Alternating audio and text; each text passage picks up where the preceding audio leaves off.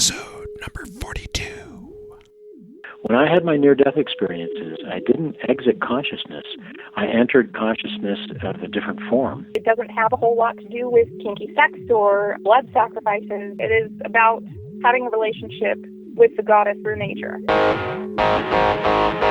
You know, you learn about cultures and you learn about people, and especially talking to the older generation, you learn about what it was like for them 60, 70 years ago, and that's just an eye-opening experience that I don't know where I would have found that if I wasn't in the milk truck.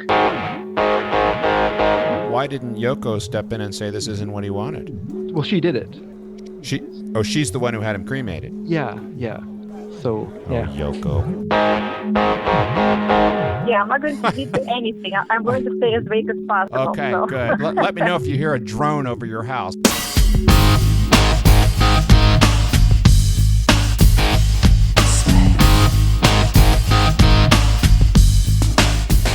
Hi, I'm Brant Huddleston from Dance Past Sunset, and each of us has a story to tell, a most important story. That is, the story about our life. But as we age, and especially if our fate includes a disability like Alzheimer's or dementia, then that story can easily get lost or jumbled. That's where a new service called MemoryWell comes in. MemoryWell is the brainchild of NewtonSmall, an entrepreneur with a long and successful career in journalism. While caring for her own father, who suffered from Alzheimer's, Jay used her writing skills to tell his story in a way that burdensome questionnaires just can't do. His caregivers loved it, and it totally transformed the quality of care he received. Now, MemoryWell is available to all of us, and here to tell us about it is inventor, entrepreneur, and professional journalist Jay NewtonSmall.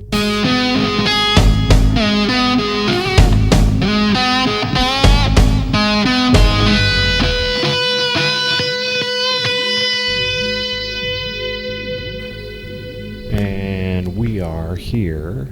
I love this place, by the way. It's amazing. WeWork. WeWork is awesome. I've been to several across the country, and they're always nice. I love them. Yeah, they're super fun. You're lucky to have this place. Great energy. We're here because it's free. So free. Oh yeah, you got you won the prize. Yeah, so we won Best Launch Startup in Washington. And it came with a year's free WeWork space. So, It came with some sweet moolah too, didn't it? It did. It came with $130,000. Yeah, that's what I'm talking about. Yeah.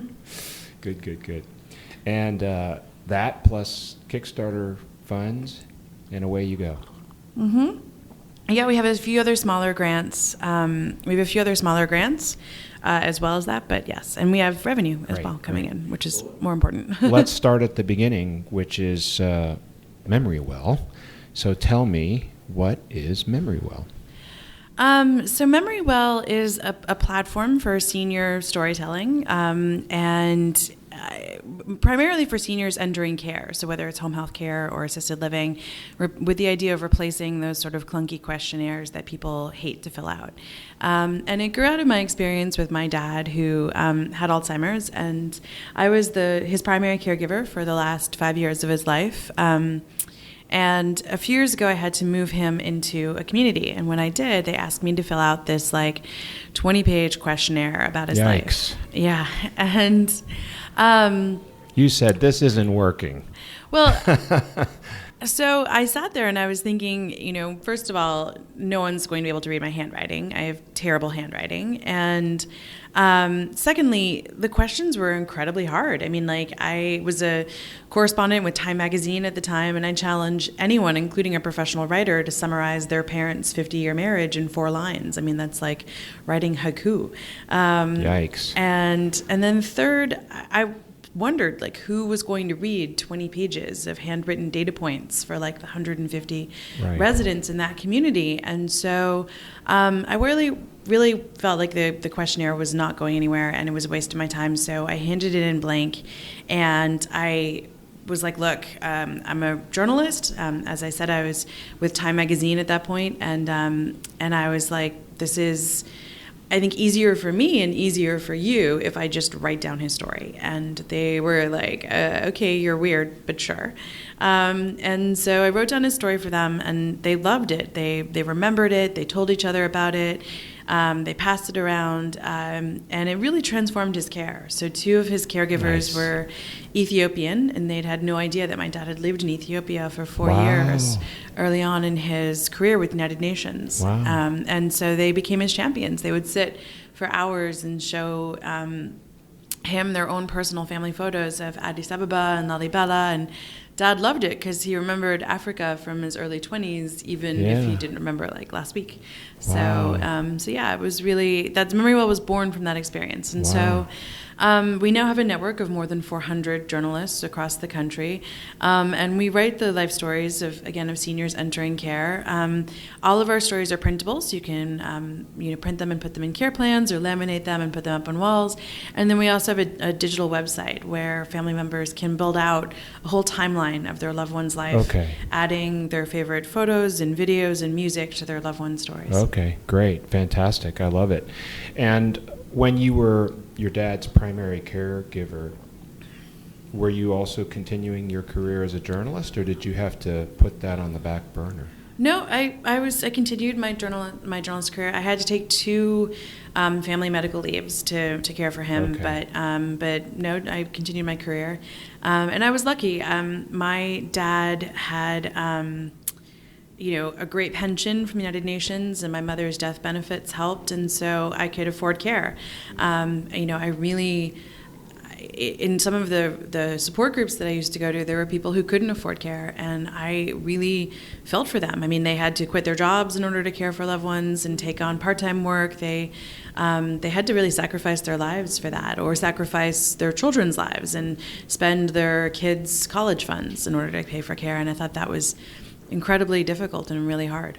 Were you living in the same city, or were you living apart? Yeah, I moved him up from, he'd been living in Florida with my mother, and I moved him up from Florida to Washington to be with me. And I tried caring for him in my home at first, and it just became pretty clear that I wouldn't be able to. He would, I had to lock him in every day because he was a wanderer, and so I'd have to deadbolt the doors and lock him into the house, which I think was kind of mean. It felt mean.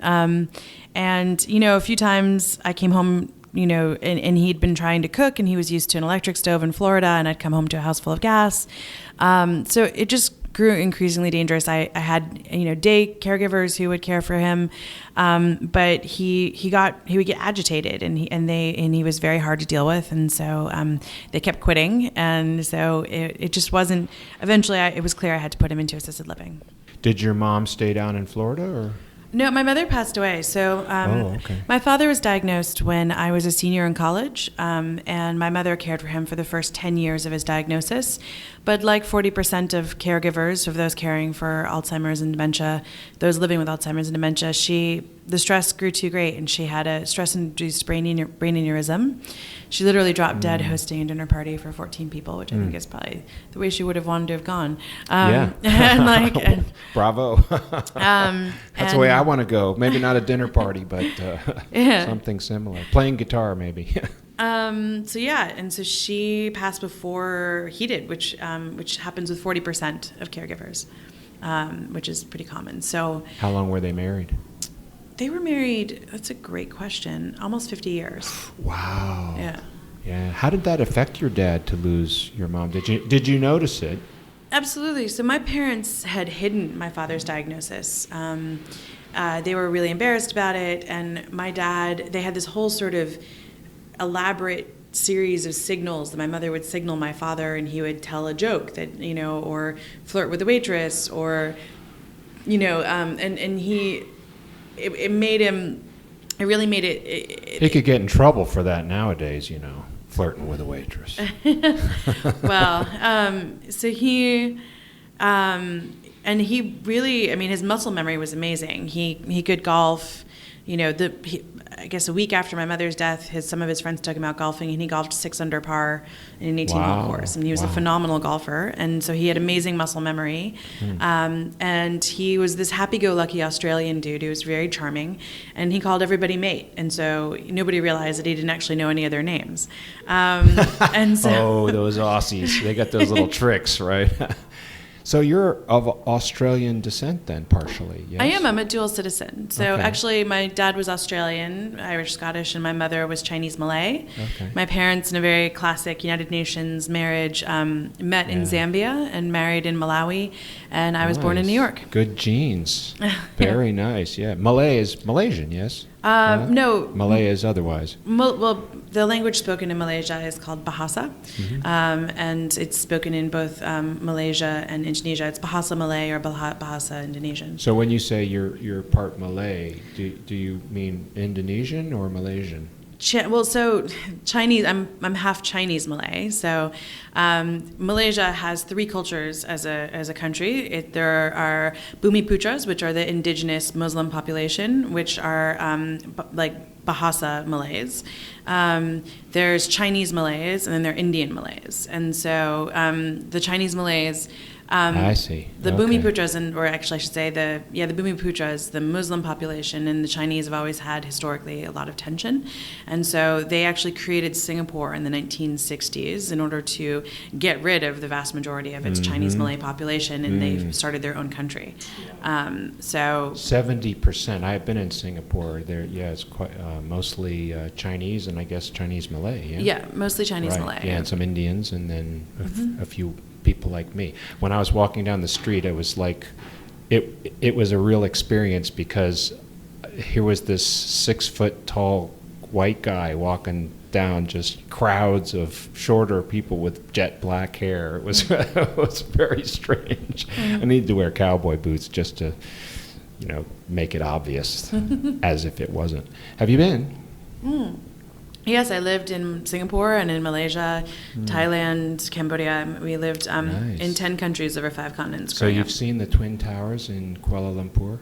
Yeah, the Petronas Towers. Yeah. Crazy. I was there when they were building them. Wow. They were done when I was there, and I didn't know at the time that they were the tallest towers in the world. I understand they've since been surpassed, but at that time, they were just, I walked out of my hotel and said, what the, just these monstrous towers, and then all the hawkers underneath selling. I'll have to tell you the story. That was my first experience with, what's the name of the stinky fruit? Durians? Durian. My first durian experience was under those towers. Well, that's a story for another time. Well, tell me about your clients and who uses MemoryWell. What is the range of people? What's the profile of a client who might use MemoryWell? Our clients are actually mostly B2B. So we work with assisted living communities, CCRCs, continuing care retirement communities, and assisted living facilities, and they are, we're working with about half a dozen communities, either in Chicago or in the Washington area at this point. But then we're piloting with about another half dozen, either regional or national chains. So we just finished a pilot with Meridian Senior Living, and we're expanding. We're in talks to expand to some of their communities in the Midwest. And then we are also working with Brookdale Senior Living, which is the largest provider of senior care in America, with 1,100 homes. And so we're piloting with them in Oklahoma City and in Fort Collins, Colorado. And we're also working with, like I said, another sort of 4 chains. But if one of my listeners wanted to get his or her story told by MemoryWell, how would they do that? Sure. So you can sign up directly on our website for families individually, which is www.memorywell.com. And you can just sign up right away. There's, once you sign up, you get, we'll send you a series of 9 questions. We ask you to think about the questions, but not actually, write anything down unless you want to take notes or something, because we know that writing things down kind of freaks people out. But just know that this is what we want to talk to you about. And they're pretty straightforward. What were you like as a child, interests, things like that. And then we ask you to gather 5 to 10 photographs of that person's life across different eras. So starting from childhood into current day. Okay. And then once we get the photographs, and we send you directions on how to digitize, or you can mail them to us if you prefer. Once we get the photographs, we assign a journalist.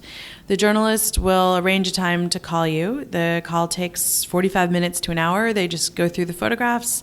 They go through the 9 questions.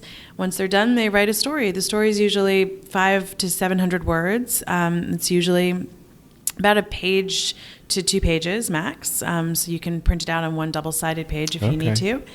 And yeah, they're usually pretty simple and straightforward. We send the stories back to families before we publish them, just for their approval. And if you prefer to make it private, we can give you a private website with a login so that you don't have to have, only you and your loved ones can see it. Now, I can anticipate that some folks, especially people of a certain age, would say, well, there's just too much to tell to be condensed down into a page or 2. How do you address that objection? Look, I mean, this is not a life story like we're telling in terms of writing a book. We're not like looking to detail your every little, thing in life.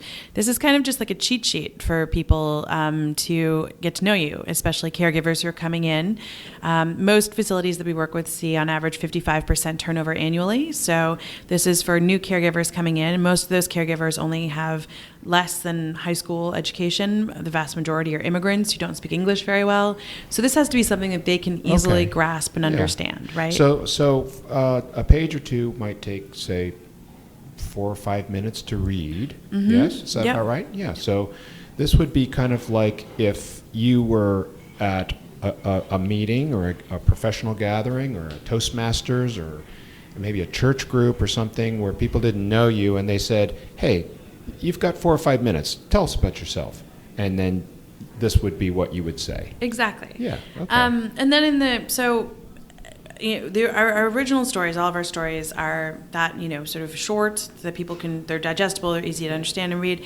A lot of family members came to us and said, we want to add to them. We want to augment them. When we send our stories around to family and friends, Uncle Joe wants to add the story about the time they went ice fishing when they were 12 in Michigan and whatever hilarity ensued. And so by the end of the month, we're rolling out a much more interactive model. And that allows family members to build out a whole timeline of their lives and add in their own stories and their own videos and photos and music and whatever they want. Are your writers freelancers mostly? Yep, all of them are freelancers. Okay, so there's the is it accurate to say that there's the option that if a customer wanted to have more than a page or 2, say they even wanted a whole memoir, that they liked the person they were working with, they could contract with them and say, hey, I'll pay you to do more. Well, we'll definitely do stories up to a few thousand words. If you want a full-on book written about you, I know plenty of book writing services that I can refer you to. Right. I know plenty of magazine journalists coming from Time Magazine who can write like a cover-length story, photo about people, or a cover-length story about people. But I think that when we start talking about tens of thousands of words, that's like a kind of a different I gather that's not something a lot of your customers are asking for. No, and in fact, no. I mean, we've only come across 2 or 3. Most of them are happy with, we get what the purpose of this 1 or 2 page introduction is, this summary, and we appreciate it. It plays an important role in helping people get to know us at a healthcare facility. Mm-hmm. Yeah? Okay. Yeah. Perfect. Stay focused. Yeah, if you want sort of an opus written about you, I know. Yeah. Again, lots of book writers who can help. Okay. Well, very good. I mean, that's great. So you are a professional journalist, and you came from a long and successful career there. Now you're an entrepreneur. What did you find to be the pros and cons of your career in journalism as you pivoted now to this new role of CEO and founder? Well, I'm not a completely successful recovering journalist. I still relapse occasionally. How do you relapse? I still actually have a bi-monthly column for Time, and I still contribute weekly to both MSNBC and CNN. You're a busy lady. Yeah, and Wow. I'm about to get busier. Yeah, I do. And the good thing is, though, particularly with the column for Time, I've switching over now to write more about more about aging and less about politics. Okay. And so that's great, because that fits really well with MemoryWell, and I can cross post the columns on MemoryWell's website. We're going to be building out a platform in the next year for MemoryWell, hopefully in partnership with some folks we will hopefully be announcing by the end of the year. The platform will kind of be like a Vox.com for aging. So it'll be like a series of explainers when people have questions. And I know for myself that, when you get married, there's like 10,000 wedding magazines, right? There's like all these wedding planners, and your parents are there, and everybody's there to help you. But when a parent is ill or aging or is, declining, they're not there to help you, but then B, there's like nothing there to like guide you through this process. And it's sort of stunning to me, because you might spend, or at least Americans on average, spend $35,000 on a wedding, and on average they'll spend well over $100,000 on senior care. Wow. So there's like just so much more there, and there's just no real sense on what to do with it. So we want to become kind of like a resource for people who, when they have questions, mom and dad want to age in place. How do we senior-proof their house so they don't kill themselves there? Okay. My dad got, or my grandfather got, like a cognitive impairment diagnosis. Well, what does that mean? And what are the different dementias out there? And what are the different possibilities, and what are possible treatments or resources for you to do? So I think we want to be a resource people, but we also want to be a place where caregivers can connect, and we view that as a very natural other side of what we're doing. I mean, we're telling the stories of those people entering care, and on the flip side, their caregivers need these resources, right? And since half of our journalists came to us because they were caregivers themselves and they wanted to get involved, we have a natural sort of very large body of journalists out there who can write a lot of these stories and be able to feed into this caregivers They're resource the site. unsung heroes of the healthcare industry is family caregivers. They're unpaid, and they're working very hard, and often without a lot of support. Now, you mentioned support groups that you went to. Tell me about those. Well, my dad's first community had like an Alzheimer's support group, and that was for people who had loved ones in that community, but then also for those in the community outside who also were caring at home for loved ones. So I went to that, and are there any that was specialized for Alzheimer patients? Are there any that are just for caregivers who are dealing with aging parents that you know of? No. There weren't really, not in this area. There's an opportunity right there when you talk about being a resource for caregivers and helping them connect. That would be, I think, useful, because I'm out there kind of alone right now. I could use some help. Yeah, I think that's the point: is to build out this platform, not just so that we can give people advice, but that they can give each other advice, right? Yeah, so that's like a great idea. And so they can connect with each other and know who's in their local areas who are dealing with the same issues, and give each other, I created, and to some degree, MemoryWell was created as I would say a hack that I created to help me meet my dad where he was, right? And I know so many families who have really cool hacks, right? I got one from a woman who was in my caregiver group who her mother had already been through a stage where my dad was going through, and my dad was going through this paranoid stage where he was every 5 minutes, he was like, "Where's my wallet? You have my wallet, you stole my wallet, you have my money."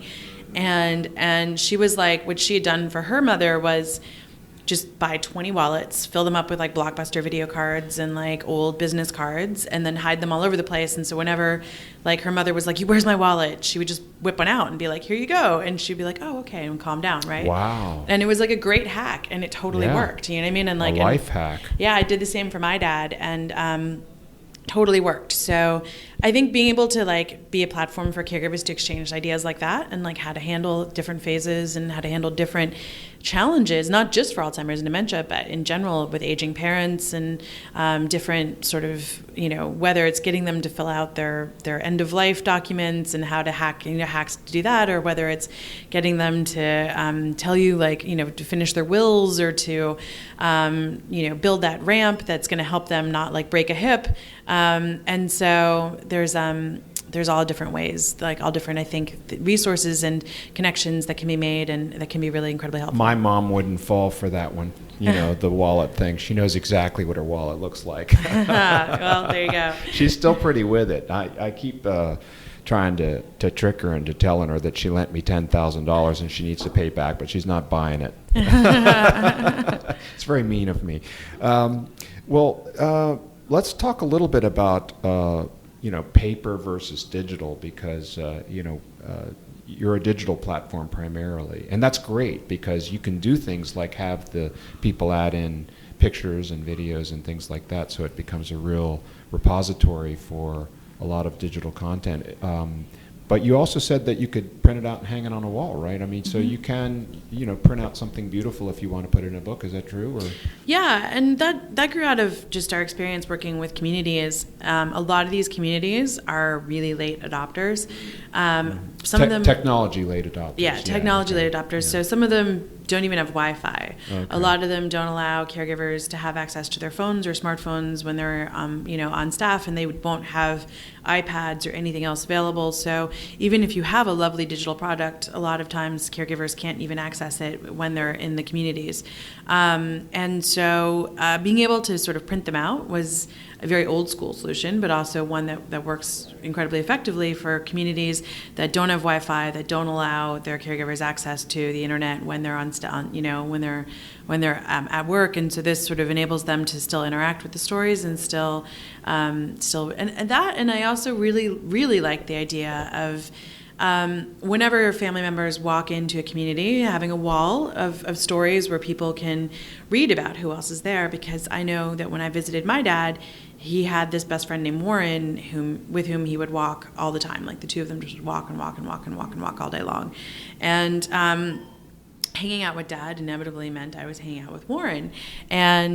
But I knew nothing about Warren, and I would ask his caregivers, like, what's the deal with Warren? And they'd be like, I don't know anything about him. And if I'd known about Warren, I would have engaged with Warren. And I'm pretty sure that if Warren's family had known about my dad, they would have engaged with my dad. But because we didn't know anything about each other, it was really isolating. And so I think having those stories physically there helps to build community. Mm-hmm. And I think it was also a cultural thing for people of my dad's generation who were World War II vets, that they didn't talk a lot about their experience in the war, or maybe not even talk a lot about anything. They were kind of. Have you found that to be true, or what are you finding with the greatest generation? So, and that's an interesting thing. I think a lot of.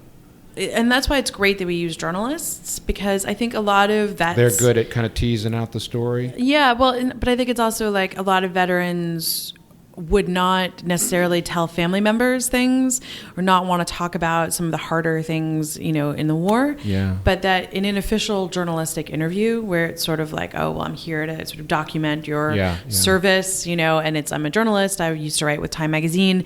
They then are much more liable and apt to sort of talk about these things because they view it as for history, for posterity, as more of an official endeavor. And it can also be very therapeutic. I bumped into a Vietnam vet down in Georgia last summer, and he had been urged by his therapist, because he was suffering from PTSD, and his therapist urged him to write out his story. Mm-hmm. And I asked him if he would be willing to share it with me, and he said yes, as long as you don't share it with anybody else. So, it's just between me and him. But I read the 8 pages and it curled my hair. It was just absolutely heartbreaking. And I was so glad that he wrote it. We had a long conversation by phone after that, and I was really proud of him for what he did.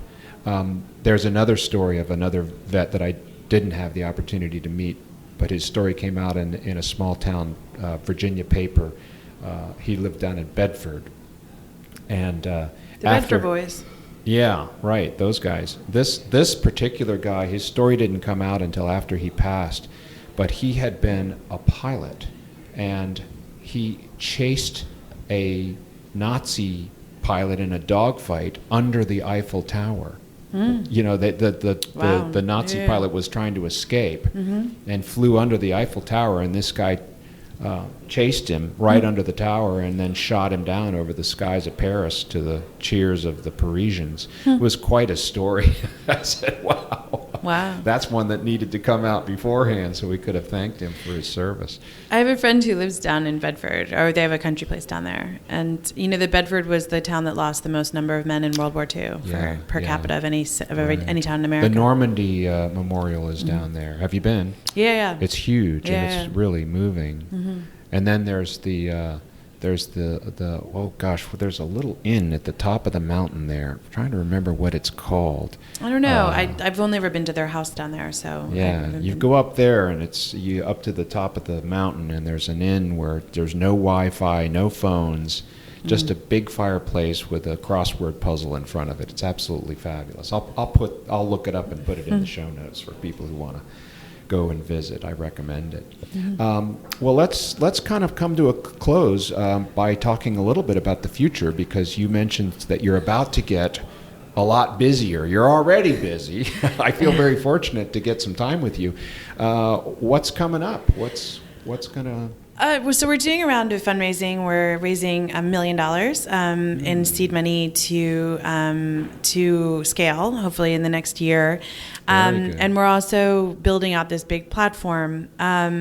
So it's going to get busy in the sense that, like, we're building out the platform. We're adding a lot of staff. We're doing this round of fundraising. So I'm heading to San Francisco for the next 3 weeks to, focus on fundraising out there. And then I'm also working with Scripps Howard to launch a podcast on MemoryWell and aging, and also a second podcast with Goat Rodeo using some of our digital stories. And so, those will sort of coincide with the launch of the platform and some big partnerships that we're also going to be announcing. So it's going to be a busy year. Exciting, and right in the middle of Christmas. Well, we're launching those probably in first quarter, definitely first or second quarter. Well, I hope you get some time to relax with a glass of Prosecco somewhere. Maybe in a fireplace. maybe over in San Francisco. I'll figure something out. Well, you seemed pretty relaxed the other night when we met at Jay's lovely home here in Washington, D.C. for the local chapter, Aging 2.0 chapter meeting, and she opened her home up. It's beautiful, beautiful home. Made a fabulous salad, really good. I can attest to that. And we just had all kinds of fun there, didn't we? Yeah, it was a really great evening. It was great to see everybody. Yeah. Good to let our hair down a little bit and have some fun. Exactly. Well, good. So we're going to go out into the future with this last question. Okay. Okay. You're now 70 years old. Okay. They're writing your life story. What does it look like? It won't be complete by 70. Well, right, but we want to catch you, when you've had many decades of life experience and hopefully many more to come, but before before we lose you, right? So what are some of the elements of your story? I guess, writer, like, obviously, author. The other thing that I've been busy with is I'm in the process of just finishing I'm doing a second book. So tell me about your first and your second. Well, the first book was is called Broad Influence: How Women Are Changing the Way America Works. That grew out of a story I wrote for Time about the women of the Senate coming together during the government shutdown to restart the negotiations to open the government when none of the men would talk to each other. And I had a lot of interest in writing a book out of that story, but what interested me most was that it was the first time that the Senate was 20% women. A good thing? It was tangibly, you could tangibly feel the difference that the women made in that session versus any other session that I'd covered in Congress, and I'd been covering Congress on and off for a dozen years at that point. And the women in the Senate either chaired or ranked on 11 of the 20 committees, and they ended up producing 75% of the legislation that was passed into law that session. You didn't, by any chance, happen with your relationship with Time Magazine, have any influence on the People of the Year this year, did you? Although you were probably pretty happy about it. Huh? Yeah. So actually, I had a column in the magazine a couple of weeks ago about this, and so that and it is something that Time's obviously written about a lot, and we've written about a lot. That the idea of critical mass. So somewhere between 20 and 30% in any body, whether it's a legislature or a corporate board, a Navy ship or an appellate court, that women reach a tipping point and they really begin to change the culture of that institution. And I argued and have argued in the magazine and continue to argue that we are reaching that tipping point, obviously in Hollywood and the media. Hollywood reached 26% of women producers in the last 2 years. And one of the first things, as I wrote in my book, that changes is the culture of the casting couch culture goes away. That women begin to call out sexual harassment and say, we're not going to stand for What's this it anymore. called? The casting couch? Casting couch culture. So, right, like when you're going into castings for Hollywood and you audition and then there's a couch in the room and like part of your audition is to basically have sex with the casting. That's horrible. Yeah, director. It's called the casting couch culture. If you could see my face right now, I'm disgusted. Yeah. So, and this is one of the reasons why I remain, fairly in demand in the media and in speaking engagements, is because the book was a bestseller, which is great, and we just had our third reprint. Wow. And that's a heck of a lot better than my first book. Thanks. I only sold 3 copies. My mom bought 2. Aw. Next door neighbor kid bought one too. I paid him to buy it. I'm sure that's not true. And I'm sure that's not true. Well, tell me about your second book. So the second book is about my dad, and it's much more personal. It's about caregiving for my dad. So broad influence. I interviewed more than 200 very powerful women around the world, mostly in the United States, though, including Hillary Clinton and Kellyanne Conway and Carly Fiorina, 4-star generals, CEOs, chiefs of police, women from all over different cross sections, Hollywood producers and actresses, and so.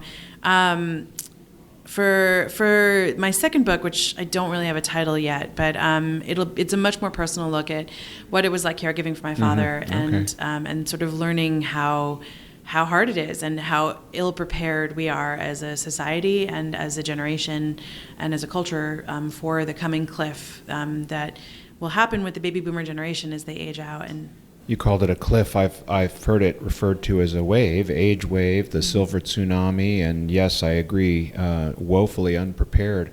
Why do you call it a cliff?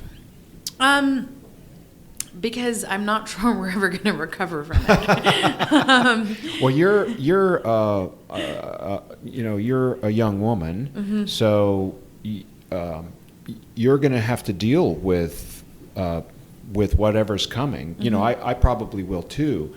So what are some of the ideas that you have, given your insight, for how you are going to personally prepare for the cliff? Well, I mean, obviously MemoryWell is one of the ways in which I'm preparing for the cliff, right. And that is, we're already short 1.3 million caregivers in America. We'll be short nearly 2 million by 2020. We'll be short almost 10 million by 2030.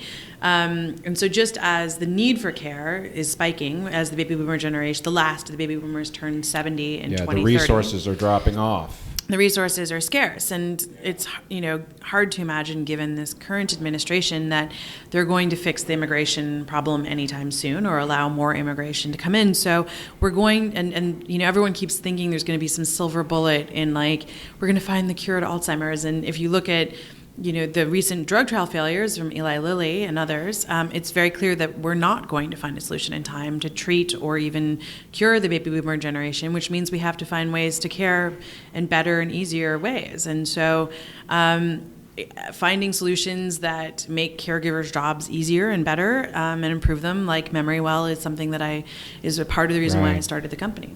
Well, and another reason why Aging 2.0 has such an important mission is that they are fostering innovation in this space and looking for solutions that might not always involve people. It might involve technical solutions that can leverage the caregiver's skill and make them even more successful with the elders. So, well, Jay NewtonSmall, what a pleasure to meet you. And wow, I'm just amazed. Okay, so entrepreneur, journalist, caregiver, book author, cook.